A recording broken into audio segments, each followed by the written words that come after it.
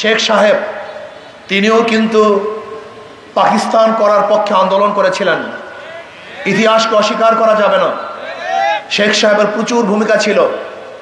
তিনি পাকিস্তান করার জন্য আন্দোলন করেছিলেন, মুসলিম লীগের পক্ষে কাজ করেছিলেন। মুসলিম লীগের নেতৃত্বে আমরা 47-এ ভারত থেকে আলাদা হয়ে পাকিস্তান নামে একটা দেশ করলাম। যেই আন্দোলনের মধ্যে আমরা অনেকেই সম্পৃক্ত ছিলাম। ভেবেছিলাম মুসলমানদের জন্য আলাদা একটা দেশ হলেই আমরা শান্তি পাবো, মুক্তি পাবো। ভারত থেকে আলাদা হয়ে পাকিস্তান নামীয় একটা দেশ, যার দুইটা অংশ, পশ্চিম পাকিস্তান, পূর্ব পাকিস্তান। এই পশ্চিম এবং পূর্ব পাকিস্তানের মধ্যে ব্যবধান 1700 কিলোমিটার। এই 1700 কিলোমিটার দূরে অবস্থান সত্ত্বেও ভারত থেকে একই নামে একটা দেশ পৃথক হওয়ার কি কারণ ছিল, এটা মাথার মধ্যে রাখতে হবে। এখানেই ভুল করেছে আওয়ামী লীগ।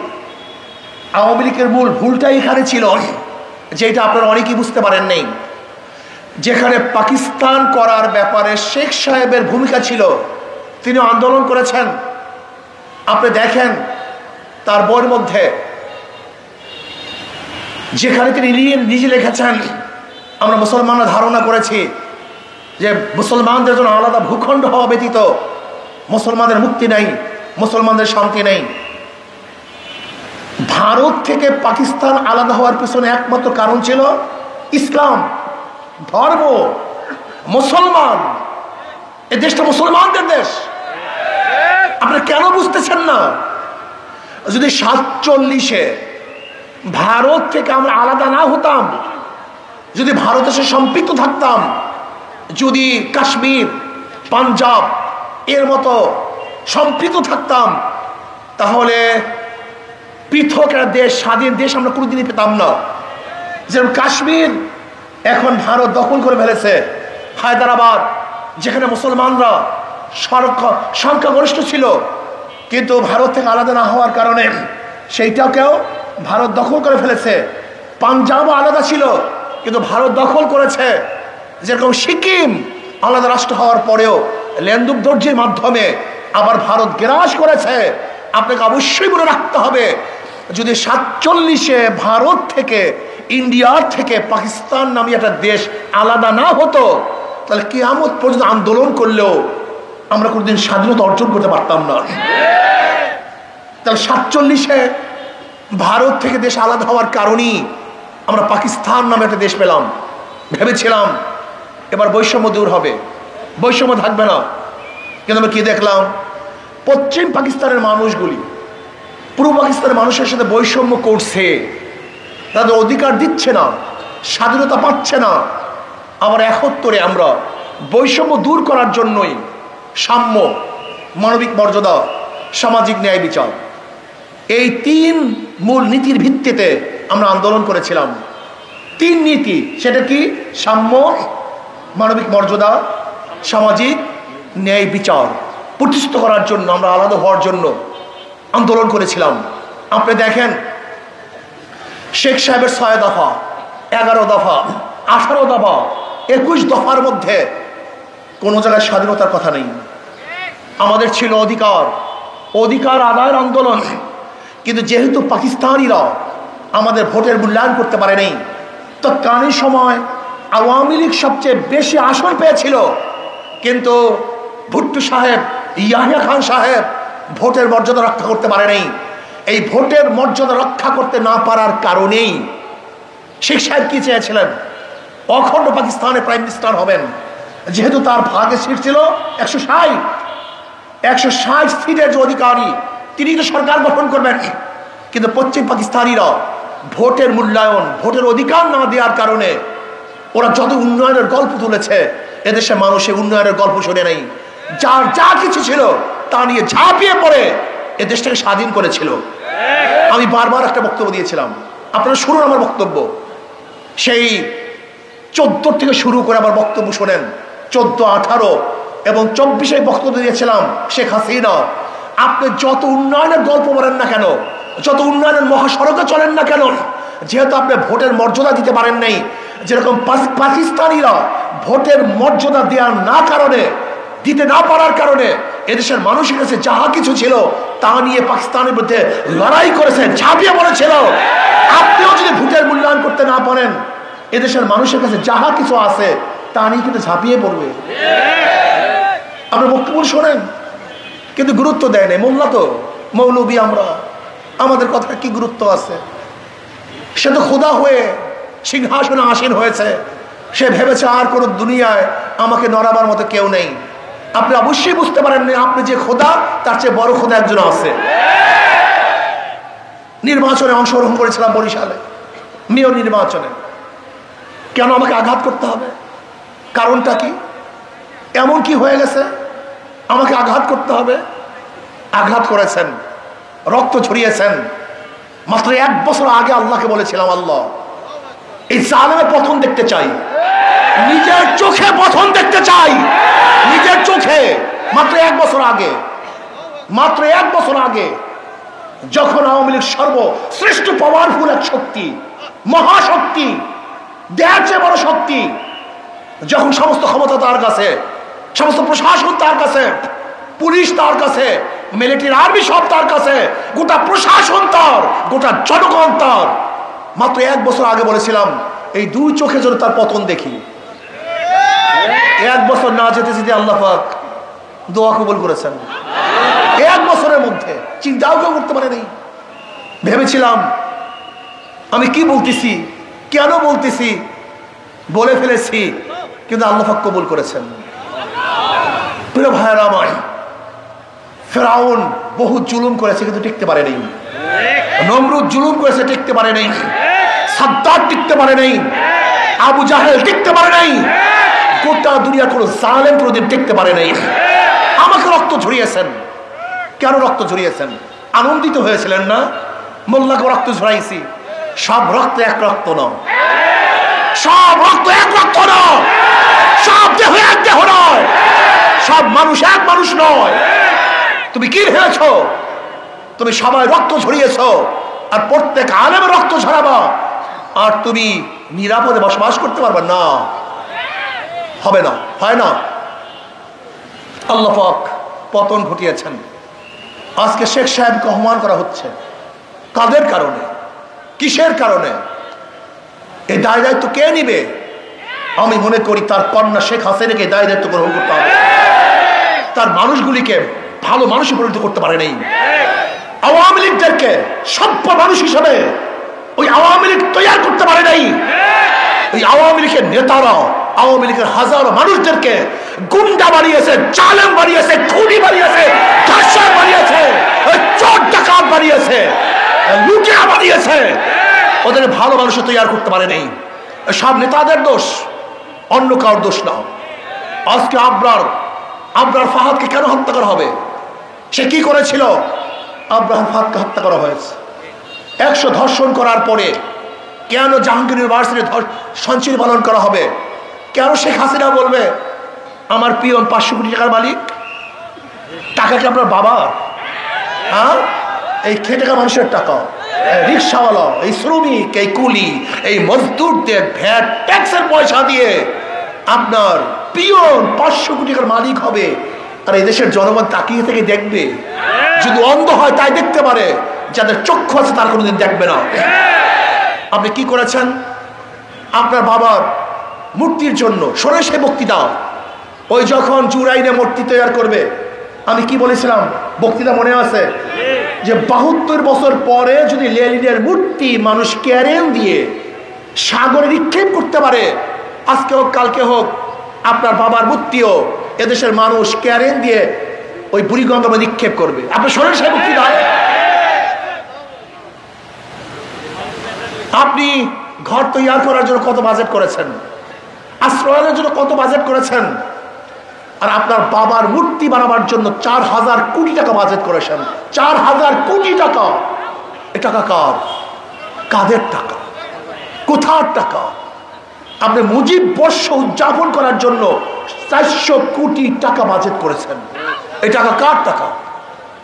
যে দেশের মানুষ খেতে পারে না, দেশের মানুষ বস্ত্র পরতে পারে না, যে দেশের মানুষ চিকিৎসার অভাবে ধুকে ধুকে মরে, যে দেশের মানুষ শিক্ষিত হতে পারছে না, যে দেশে ভালো একটা মানসম্পন্ন মেডিকেল নাই, যেখানে একটা ডিজাইন করার জন্য, রাস্তা এবং পোলের ডিজাইন করার জন্য এখনো বিদেশ থেকে ইঞ্জিনিয়ার ভাড়া করতে হয়, সেই দেশে মসজিদ বর্ষ পালন করার জন্য আপনার 400 কোটি টাকা বাজেট করবেন, মোরাল বানাবার জন্য, মূর্তি বানাবার জন্য 4000 কোটি টাকা বাজেট করবেন, আর বাংলাদেশের মানুষগুলি দেখে চোখে চোখে দেখবে?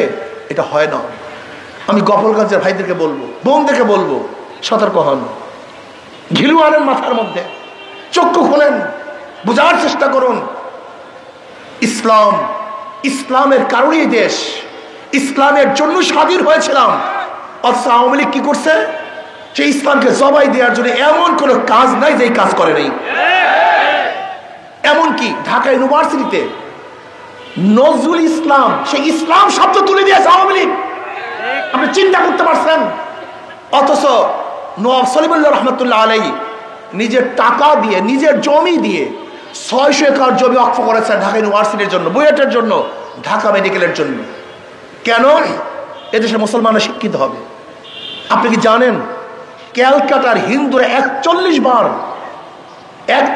বার ব্রিটিশ সরকারের কাছে দরখাস্ত করেছে যেন ঢাকা ইউনিভার্সিটি না হয়। এমনকি গড়াইয়ের মাঠে রবি ঠাকুরের সভাপতিত্বে ঢাকা ইউনিভার্সিটি বিরোধিতা করেছে, যেটা মুসলমানদের ইউনিভার্সিটি। সেই মুসলমান ইউনিভার্সিটির গেটের থেকে রব্বি জিদি ইলমা তুলে দিয়েছে আওয়ামী লীগ, অথচ মুসলমানদের জন্য ইউনিভার্সিটি করা হয়েছে। আপনি চিন্তা করতে পারছেন? কবি নজরুল ইসলাম কলেজ, সেই কবি নজরুল ইসলাম কলেজ থেকে ইসলাম শব্দ তুলে দেওয়া হয়েছে। এটা মানুষ সহ্য করতে পারে? যে ইসলামের জন্য দেশ পেয়েছেন, সেই দেশে মুসলমানরা দাড়ি রাখতে পারে না, টুপি পড়তে পারে নাই, লম্বা জামা দিয়ে চলতে পারে নাই, বোরকা পড়তে পারে নাই। এটা আমরা মেনে নেব? এটা মানতে পারি? এটা হয় না রে পাগল, এটা হয় না। ইসলাম নিয়ে কথা বলা যায় না, ইসলাম নিয়ে চলা যায় না, ইসলাম নিয়ে সব জায়গায় চলা যায় না। এই জন্য দেশে মানুষ ছাড়ে নাই, রক্ষা করে নেই। আমি গোপালগঞ্জের সবাইকে বলবো, শেখ সাহেবের অবদান আছে, তাকে বাদ দিয়ে ইতিহাস রচনা হবে না। আবার কি কারণে তাকে অপমান করা হচ্ছে সেই ব্যাপারটা আমাকে দেখতে হবে, মনে রাখতে হবে। আজকে আওয়ামী লীগের কারণে সে অপমানিত হচ্ছে, কাজী গোটা আওয়ামী লীগ কি এই অপমানের দায় দায়িত্ব গ্রহণ করতে হবে, অন্য কেউ দায় দায়িত্ব গ্রহণ করবে না। ইসলামের বাহিরে কিচ্ছু নাই, কোনো আদর্শ নাই, কোনো নীতি নাই। যে নীতি আদর্শের ভিত্তিতে আপনি দেশ চালান না কেন, মানুষ শান্তি পাবে না।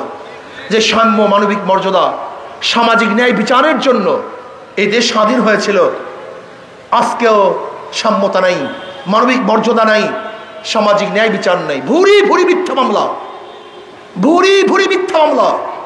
আমি চাই না আওয়ামী লীগ করার কারণেই কেউ আসামি হোক, এইটা আমি চাই না। যে অন্যায় করবে, অন্যায়ের কারণে আসামি হোক, এইটা আমি চাই না। আমি চাই না জুলুম, আমি চাই না অত্যাচার, আমি চাই না অবিচার, আমি চাই সাম্য, মানবিক মর্যাদা, সামাজিক ন্যায় বিচার প্রতিষ্ঠিত হবে। এদেশে অধিকার থাকবে মুসলমানদের, হিন্দুদের, বৌদ্ধদের, খ্রিস্টানদের, অধিকার থাকবে পুরুষের, অধিকার থাকবে মহিলাদের, ঋষি, চামার, কামার, মজদুর, তাঁতি, ছেলে, যত বর্ণের, যত ধর্মের, যত পেশার লোক আছে, সমস্ত মানুষগুলি সমান অধিকার ভোগ করবে। মানবিক মর্যাদা, আশরাফুল মাখলুকাত, সৃষ্টির শ্রেষ্ঠ জীব, এই মানুষকে শ্রদ্ধা করতে হবে, সম্মান করতে হবে। আজকে কুকুরকে নিজের হাতে খাওয়িয়ে দেই, আজকে কুকুরকে বিছানায় তুলি, আর আশরাফুল মাখলুকাত, সৃষ্টির শ্রেষ্ঠ জীবকে পাশে বসাতে পারি না, লজ্জা পাই, ঘৃণা লাগে, এক দস্তাখানে বসতে পারি না। না, এইটা আমি চাই না। আমি চাই মেতর হোক, কুলি হোক, চামার হোক, সে আশরাফুল মাখলুকাত, তাকে শ্রদ্ধা করতে হবে, সম্মান দেখাতে হবে। আমি কি চাই? আমি চাই ন্যায় বিচার প্রতিষ্ঠিত হোক। আজকে সরকার বিদায় হয়ে গেছে, যারা জেলে ছিল সবাই মুক্তি। আচ্ছা, সরকারের সাথে জেলের সম্পর্কটা কি? সরকারের সাথে বিচারের সম্পর্কটা কি? হ্যাঁ, সরকার পরিবর্তন, যত আসামি সব মুক্তি। আবার সরকার পরিবর্তন, যারা আসামি না সবাই জেলখানায়। এরকম বিচারালয় আমি চাই না। বিচারালয়ের স্বাধীনতা চাই, যেখানে সরকারের সাথে বিচারালয় কোনো সম্পৃক্ত থাকবে না। যে অন্যায় করবে জজ তার বিরুদ্ধেই রায় লিখবে, আর যে ব্যক্তি ন্যায় করবে জজ তাকে ছেড়ে দিবে। যেখানে সরকার পরিবর্তন হোক অথবা নাই হোক, এর সাথে বিচারালয়ের কোনো সম্পৃক্ত আমি দেখতে চাই না। আমি চাই ন্যায় বিচার, ন্যায় বিচার। যে অন্যায় করবে সে আমার সন্তান হলেও আমার সন্তানের বিরুদ্ধে রায় হবে, আমি হলেও আমার বিরুদ্ধে রায় হবে। আর আমার শত্রু যদি নিরাপদ হয়, নিরপরাধ হয়, তাকে মুক্তি দেওয়া হবে। আমি এরকম বিচারালয় চাই। আমি জুলুম চাই না, অত্যাচার চাই না, অবিচার চাই না। আমি অর্থনীতির ভারসাম্য চাই। কেউ পিওর হবে 500 কোটি টাকার মালিক, আর হাজার অফিসাররা অর্থের অভাবে তার বাচ্চাদের মুখে খানা তুলে দিতে পারবে না। এরকম অর্থনীতি আমি চাই না। মাত্র কয়েক পরিবারের কাছে গোটা বাংলাদেশের অর্থনীতি থাকবে, এইটা আমি চাই না। আমি অর্থনীতির ভারসাম্যতা চাই। সমস্ত গরিব দুঃখী মেহনত মানুষও যেন অর্থ পায়। 28 লক্ষ কোটি টাকা বিদেশে পাচার হয়ে যাবে, এই অর্থনীতি আমি চাই না। আমি কি চাই? আমি চাই বাংলাদেশের প্রত্যেক গরিব সরকারি ফান্ড থেকে সাহায্য পাবে। আমি কি চাই? যারা বিদেশে যেতে চায় সরকার তাকে ফান্ডিং করবে, অর্থায়ন করবে, তারা বিদেশে গিয়ে বিনা লাভে সরকারের টাকা ফেরত দিয়ে দিবে। আমি এটা চাই। আমি কি চাই? কৃষকরা ফান্ডিং পাবে, তার অর্থ পাবে, তার উৎপাদন করার পরে আবার টাকা ফেরত দেবে। আমি চ্যালেঞ্জ দিয়ে বলতে পারি, ইসলামী হুকুমত যদি হয়, ইসলামী হুকুমত হয়, আগামী 5-10 বছরের মধ্যে বাংলাদেশের সমস্ত গরিবরা দরিদ্র সীমার উপরে চলে যাবে। এর কারণটা কি? ইসলামের গোটা অর্থনীতি গরিবদের জন্য, আর পুঁজিবাদী অর্থনীতি শুধু ধনীদের জন্য। আজকে ব্যাংকে যাবেন আপনি লোন আনার জন্য, বলবে আপনার কাছে মর্গেজ আছে, বলে নাই, বলে আপনাকে টাকা দেবো না। তাই ব্যাংক কাকে টাকা দেয়? যার কাছে আছে। যাকে দেয় তারই সুদ মাফ হয়, যাকে দেয় তারই লোন মাফ হয়। একজন ধনী 4 বার ধনী হয়, আর একজন গরিবের পেটের মধ্যে 5টা লাথি। আগের থেকে 5 লক্ষ টাকা ছিল না 1 লাথি, ব্যাংক তাকে 5 লক্ষ টাকা দেয় নাই 2 লাথি। তার লোন মাফ হয় না 3 লাথি, তার সুদ মাফ হয় নাই 4 লাথি। এবং বড়লোককে যে টাকা মাফ করা হয়েছে, এই টাকা যদি বাংলাদেশ ব্যাংকে থাকতো, বাংলাদেশের নাগরিক হিসেবে সেই টাকারও একজন মালিক ছিল। কিন্তু বড়লোকদেরকে মাফ করার কারণে গরিবের পেটের মধ্যে আর 1 লাথি। গরিবের পেটে 5টা লাথি দেয়, আর বড়লোককে 4 বার ধনী মানায়। আর ইসলামী অর্থনীতি সবই গরিবদের জন্য। জাকাত কাদের জন্য? ওসুর কাদের জন্য? কথা বলেন। ফিতরা কাদের জন্য? দান কাদের জন্য? মানত কাদের জন্য? অর্থাৎ ইসলামী অর্থনীতি সবই গরিবদের জন্য। কিন্তু কপাল পোড়া গরিবের গোষ্ঠী, এই কপাল পোড়া গরিবের গোষ্ঠী, ওরা নিজেদের ভাগ্য নিজেরা পরিবর্তন করতে পারে না। ওরা চোর, ডাকাত, বদমাশ, লুটেরা এবং খুনিদেরকে ক্ষমতায় বসায়, কিন্তু যারা গরিবদের জন্য মেহনত করে, কাজ করে, তাদেরকে ওরা পছন্দই করে না। আমি বিশ্বাস করি ইসলামী অর্থনীতি যদি অ্যাপ্লাই করা হয়, আগামী 5-10 বছরের মধ্যে বাংলাদেশের সমস্ত গরিবরা দরিদ্র সীমার উপরে চলে যাবে। এখানে মানবতা প্রতিষ্ঠিত হবে, সাম্যতা প্রতিষ্ঠিত হবে, ন্যায় বিচার প্রতিষ্ঠিত হবে, এই দেশ হেফাজত থাকবে। সমস্ত ধার্মিকরা স্বাধীনভাবে তাদের ধর্ম পালন করতে পারবে। কাজে আসুন, আজকের থেকে সব কিছু দেখা শেষ। আমরা সোনার বাংলা দেখেছি, সবুজ বাংলা দেখেছি, নতুন বাংলা দেখেছি, ডিজিটাল বাংলা দেখেছি, স্মার্ট বাংলা দেখেছি। সব বাংলা দেখা শেষ। এবার আমরা ইসলামী বাংলা দেখতে চাই। কি বাংলা দেখতে চাই? ইসলামী বাংলা দেখাতে চাই। সমস্ত